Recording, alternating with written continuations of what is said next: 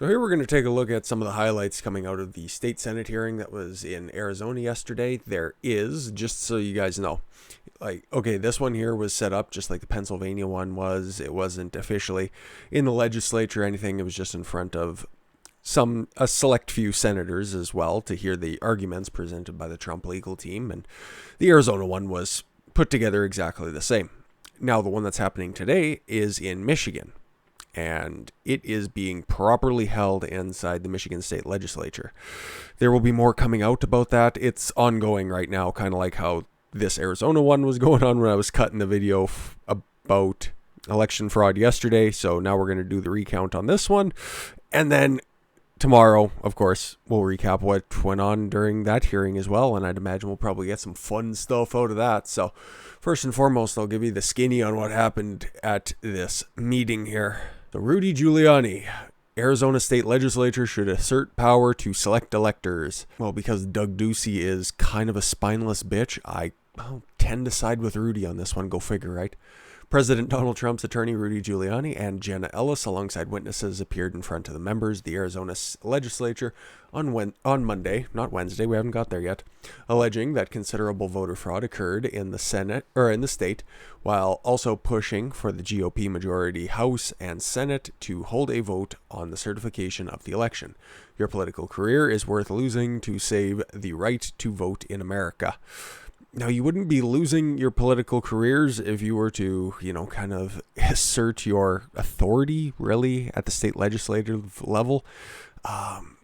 We have the evidence. As long as this gets out there, you would just be doing your duty in order to be faithful to your electorate. You wouldn't be risking anything. You'd frankly just be standing up for the Constitution and freedom, to be completely honest. So that's kind of weird phrasing, but what can you expect from somebody who's mid-70s at this point? I think that's how old Rudy is. Once again, he's one of these hyperbolic PR guys. There are so many better lawyers that should be on this team, and Rudy should just be a figurehead. He shouldn't be the actual lawyer in charge at this point. He's fucking 40 years past his prime, to be completely honest, but it's who we have, so that's what we got to go with. At this time in our history, men and women stepped forward to defend Americans' rights and liberties, he added. The U.S. Constitution, Giuliani said, stipulates that state legislatures have the authority to certify a state's electors. You, the legislature of Arizona, have the plenary power to regulate the selection of the electors in the presidential election, he said, adding that the Supreme Court had ruled the state houses and Senate can reclaim the power to name electors. And that's what they're trying to do out there in Pennsylvania. But as you guys might be aware of, but if you haven't, I'll give you a little refresher. So the state legislature in Pennsylvania is not going to be meeting until the beginning of next year. Yeah, they've called a Joe Biden-esque lid on, the rest of the year, and they're going to meet. And the only way that it could happen is if there was an emergency vote being held, but it needs to be called by the governor, and Tom Wolf is not doing this, by the way, and a supermajority, so a 2/3 majority needs to be had in order for an emergency session to be held in order to hear anything. It's not likely. That won't happen whatsoever. So that kind of leaves Doug Mastriano's draft that he was going to come up with kind of just hanging in the air right now. There hasn't been any news coming out about that one. And I don't know, maybe he's going to go about it the legal route. That would make the most sense at this point, even though none of this is really making a terrible amount of sense anymore. So what we know right now is actually on the books is Joe Biden leading Trump by 11,000 votes in the state. That is the margin of victory. And Katie Hobbs, delightful lady that she is, the Secretary of State, signed over the certification yesterday, and it's all done and dusted. There's nothing going on in Arizona whatsoever. Oh, we'll get to that at the end. Trust me, folks, we got something fun coming out about that. Here's what else Giuliani had to say. We have been warned for 20 years that going to major mail-in ballots will be fraught with tremendous fraud, he said, adding, we were warned by former President Jimmy Carter back in 2005, by the way, former Supreme Court Justice David Sauter, and prominent Democrats to never do it. Well, I think Jimmy Carter's a fairly prominent Democrat. I can't believe he's still alive. I'm thankful that he's still alive, but still out there swinging a hammer and building homes for Habitat for Humanity, that 90-something-year-old crazy bastard. Democrats used to be against mail-in ballots, he said, adding that the current crop of politicians has reversed their viewpoint to gain more money and power. Well, and that was how Barack Obama and Jimmy Carter managed to win their elections. Barack Obama's going to get a separate video as soon as all of this kind of shit dies down, because the way that he got into office the first time at the Illinois state level, he challenged signatures on ballots and got his 4 other challengers disqualified from the ballot. So you're wondering why the Democrats, when they're pressed about, can we see those signatures? They're so hesitant about allowing that to happen. Yeah, exactly. And Jimmy Carter did the exact same stuff in Georgia when he first got elected. I think that was for the presidential election, but he was chief among those as well. Democrats have been doing this shit for a very, very, very long time, so. In Arizona, a lot of the state's alleged fraud had to do with mail-in ballot system, Giuliani remarked, because the only place that, and I hate bringing up Dominion software because I think it's a lot more smoke than it is actual fire, but the only place, and Arizona did use Dominion, by the way, there was only one county that used it, and if you thought it was Maricopa County, you would be correct, because that is the largest one, therefore they need to use the most sus technology in order to cast their ballots. It's, like I said, very, very odd that every state that's under contention is using this software, even though Texas didn't. Texas refused to use it, and in fact, nobody's contesting any of the results in Texas right now. In Pima counties and Maricopa counties, there are hundreds of thousands of votes that should be declared null and void, the former mayor alleged. That'd be Giuliani. There was clear fraud where poll workers were observed changing votes in Arizona, Giuliani said, remarking that ballot box stuffing also occurred. And here, before we move on to the next article, the first witness, retired Colonel Phil Waldron, asserted the U.S. is a victim of information warfare. Now, because they're in Arizona somewhere, John McCain's dick just got hard by hearing warfare. Due to allegedly lax security around voting machines tabulating votes in the state, the machines can be hacked to manipulate votes, Waldron said. Giuliani and Trump's team last week went to Pennsylvania, speaking in front of the public meeting with GOP state senators to reclaim their constitutional authority over the election certification process. Yep, that's exactly what happened here in Arizona, and it's a little bit more formal in Michigan. Who knows what's actually going to come out of that, but we'll see what continue to come out about Arizona here, because we got more testimony about what Phil Waldron had to say. Cybersecurity expert, 35,000 votes embedded for Democrat candidates in Arizona. Now this guy's an expert, okay? He is no longer a pert. And he had a bunch of fun claims in this one. It's not like Sidney Powell, there's millions and millions of votes that can be thrown out. Well, let's hope those lawsuits see the light of day. Otherwise, your career is over. But she has a fair amount of goodwill. To be completely honest, I'm not writing her off quite yet. So, cybersecurity expert and retired Army Colonel Phil Waldron testifies in front of a member of the Arizona State Legislature on Monday. Colonel Waldron presented an analysis of data that shows a vote spike on Election Day shortly after counting started. Arizona was a little bit different. It had a pretty strong rise right up at the front the first part of voting day, whereas the other states have a gradual increase in votes, but this injection spike at 8:06 p.m., 6 minutes after the polls closed, is 143,100 votes that were injected. 6 minutes after the polls closed, 143,100 votes were injected. Unless they pre-counted all of the mail-in ballots, which they didn't, that would be the only explanation for that.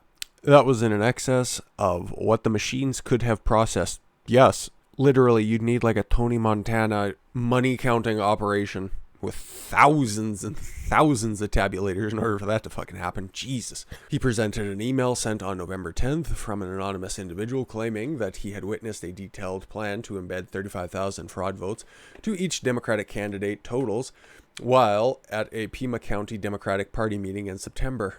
I do believe...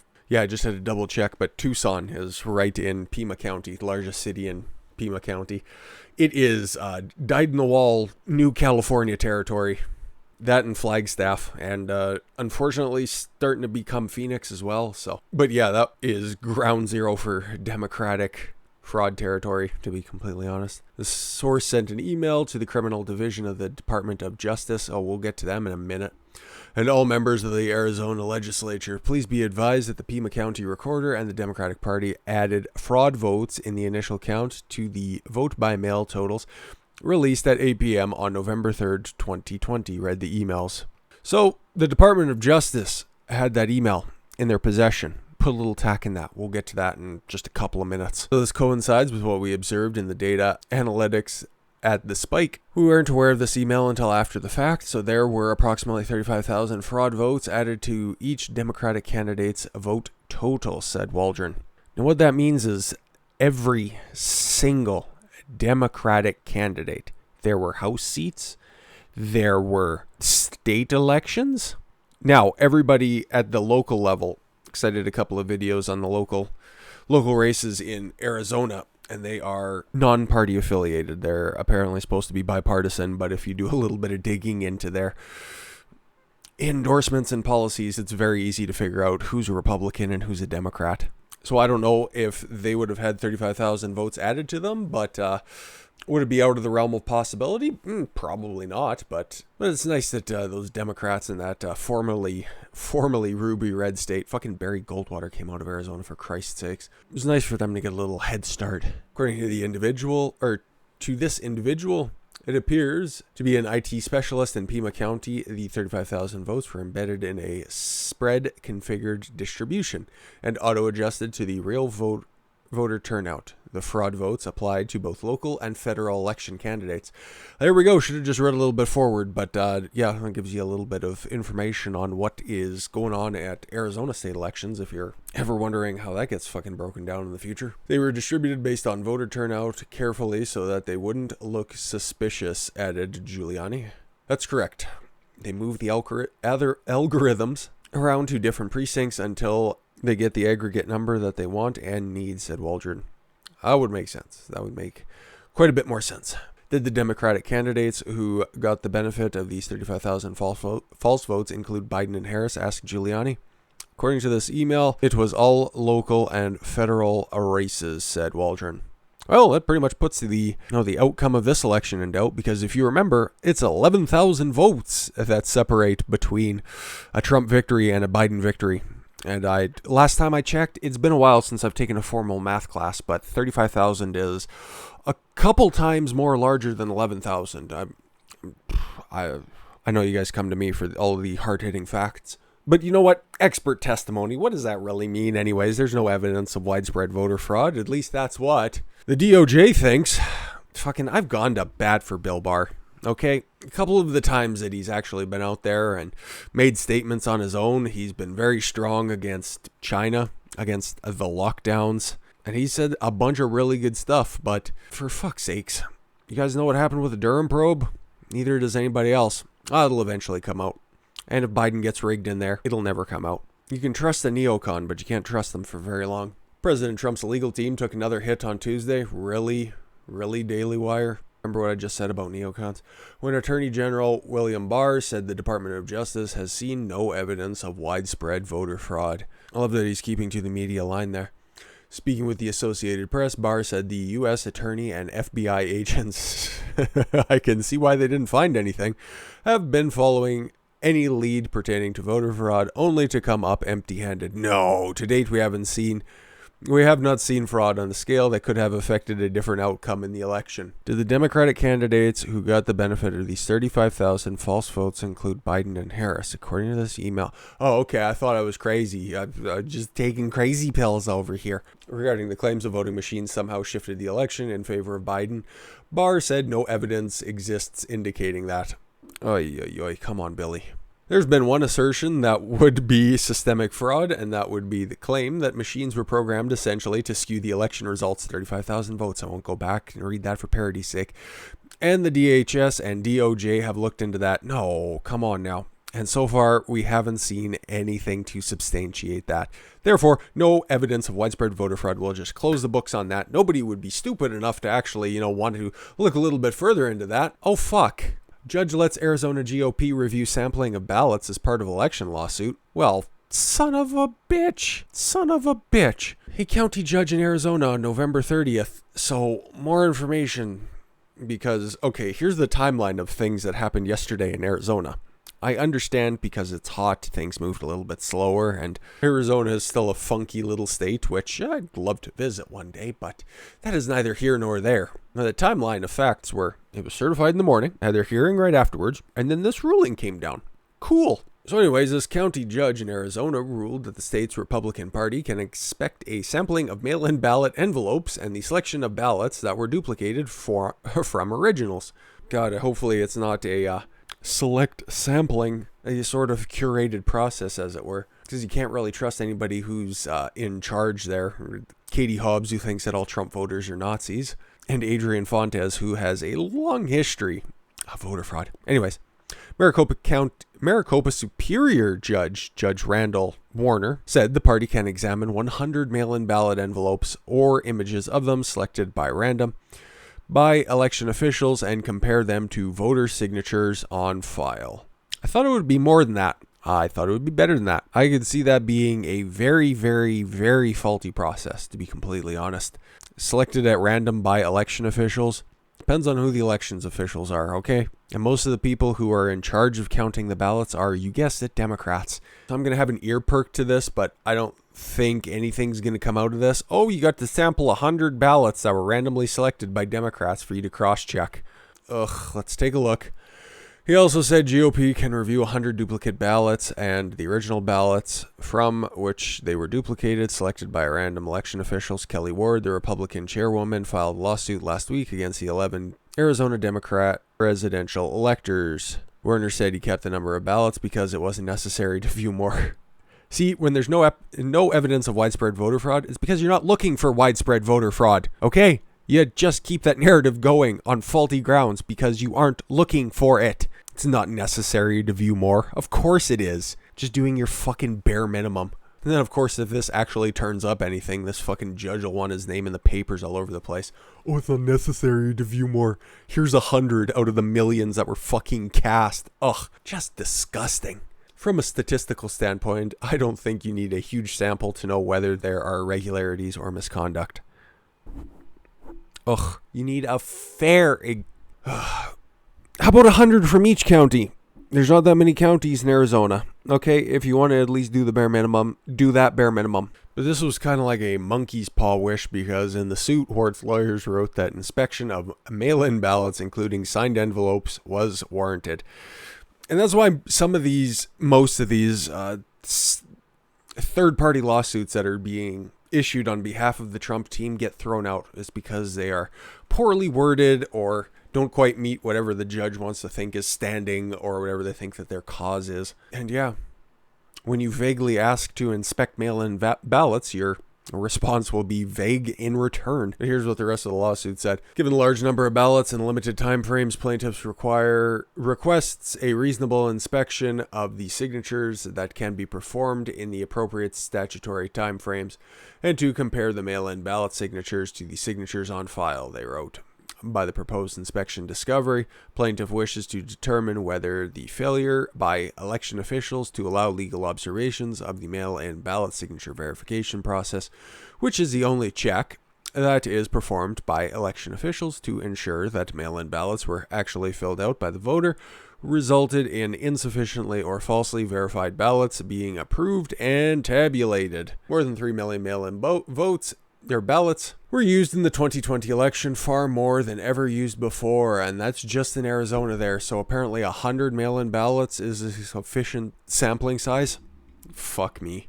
Fuck me, this guy is just barely doing his part. Ward said earlier, November 30th, in a video she posted on Twitter, we know it's official, that many Republican poll observers were unable to accurately observe in any meaningful way. But if you're like a dickhead judge in Pennsylvania who said that, oh, the law only states that poll observers need to be able to see the ballots, they don't have a set description on how close they need to be. Yeah, so apparently 45 feet is adequate for viewing a fucking piece of paper. So yeah, apparently on Thursday we're going to get an update on this hearing, so maybe something will come out of it.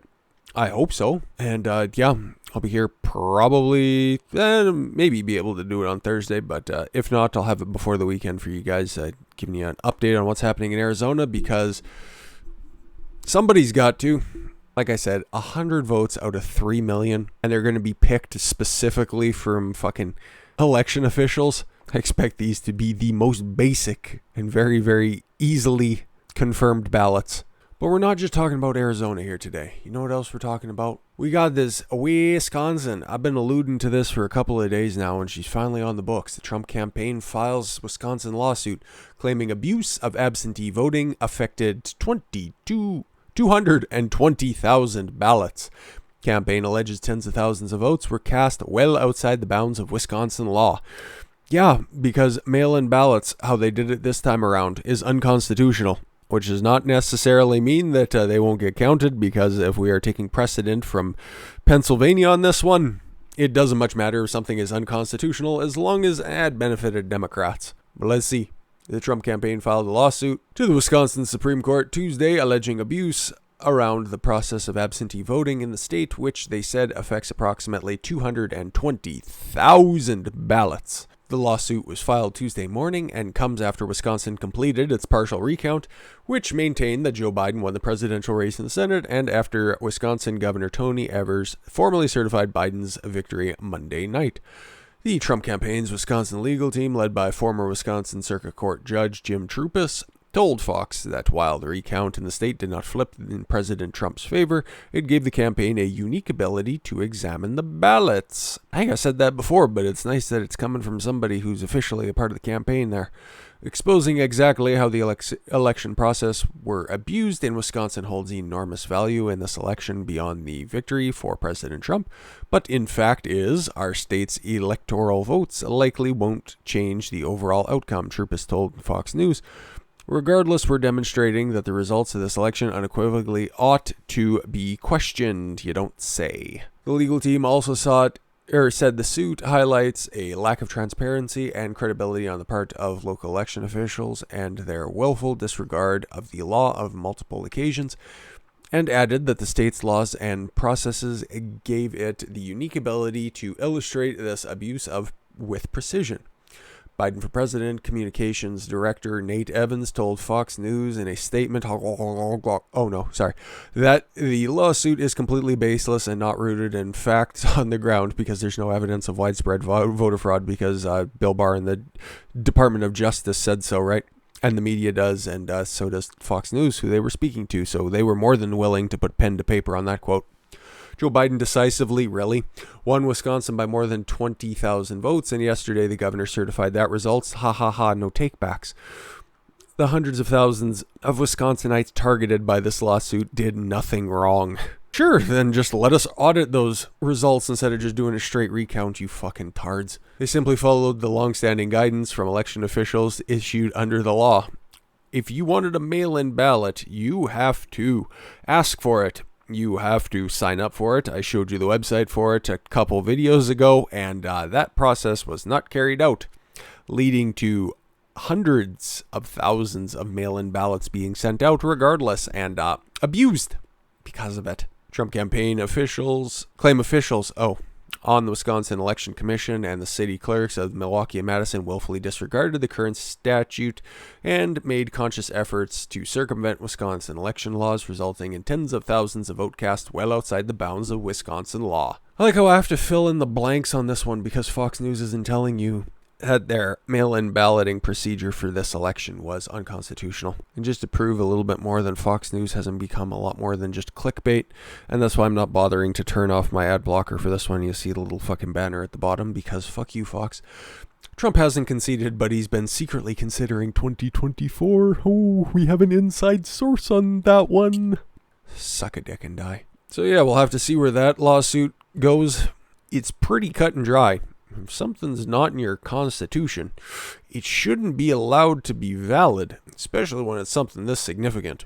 That would change a whole bunch of different races inside of Wisconsin, and it would definitely make up for the fact that there were weird dumps in the middle of the night. Not just like weird dumps if you had something terrible for dinner, but hundreds of thousands of votes, or at least 100,000 plus a few thousand extra votes that just dropped for Biden in the middle of the night. It sure would clear up a lot of concerns people have if you know about those dumps and you don't just get all of your information from the mainstream sources. That's why I take a little bit from everywhere. Tell you what they're not telling you, try to parse out what they are telling you, and continuing to report on this ever-evolving story. And I'm sure something weird will come out tomorrow by the time that I do another election, what do you guys want to call this? Voter fraud irregularities wrap-up sort of gimmick. Works for me. Has a nice ring to it. So yeah, that'll do it for today. Probably talk about Michigan tomorrow, and I'm sure something about Georgia will probably pop up. It's been a minute, because I think Thursday we're getting Nevada. Apparently we're going to get Arizona again, and then we got to hear about Pennsylvania, because I don't fucking know. It's been a day or so. But yeah, look forward to that tomorrow. I thank you all very much for the gift of your time. I've been Don Consuelo. I want you to follow your gut and get after it. Take care, everyone.